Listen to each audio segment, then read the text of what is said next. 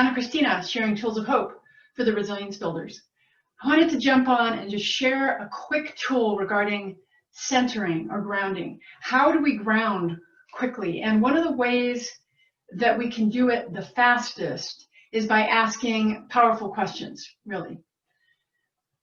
When we get into a place of stress crushing us down, we tend to ask poor quality questions, okay? We tend to ask crappy quality questions. What happens is when we do that, our mind fishes around in the crappy quality pool for the answer, okay? So if we ask a trashy, crappy, yucky quality question, it might sound like something like, why can't I ever get this right? Why can't I ever do enough? I do so much and it's just never enough. Why don't they ever finish what they say they're going to finish? Why don't they ever do what they say they're going to do? Why doesn't he ever? Why doesn't she ever? Why can't I seem to do better? Why can't I seem to have more? Why can't I seem to do it differently? I just always seem to screw up. Why can't I change this? Those are all, like, we just can feel the energy, right? It just feels terrible.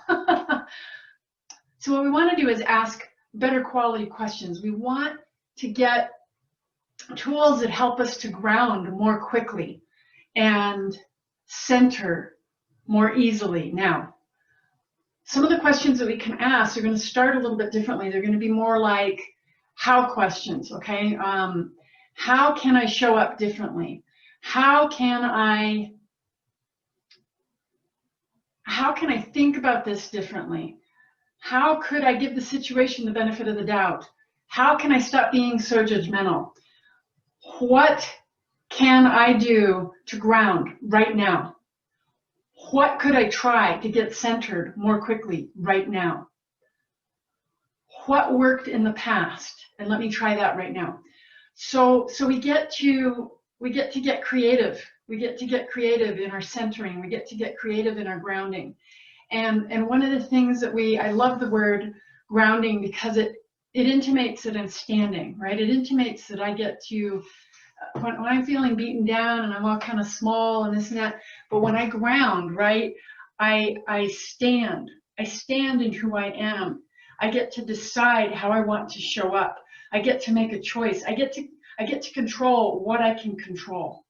And that's part of the trick here. That's part of the secret here, is to regain control over the things that we do have control over, is to reach out and get some resources, to reach out and reduce the isolation that we're feeling. So this idea of grounding, this idea of centering, you can ask really powerful, what I call radically resilient questions. I know, you know what? I don't know if I have it on a website. I'll see if I can get a kind of a sample of radically resilient questions up on my website. So TOOLSOFHOPE.COM. And if you're with the Resilience Builders, I share Tools of Hope, right? So let me see. I know it's in the back of my book. I know it's in the back of Burnout Kryptonite. And I literally rewrote the book within a couple months of writing it the first time because I knew I needed to add some content. It was so critical.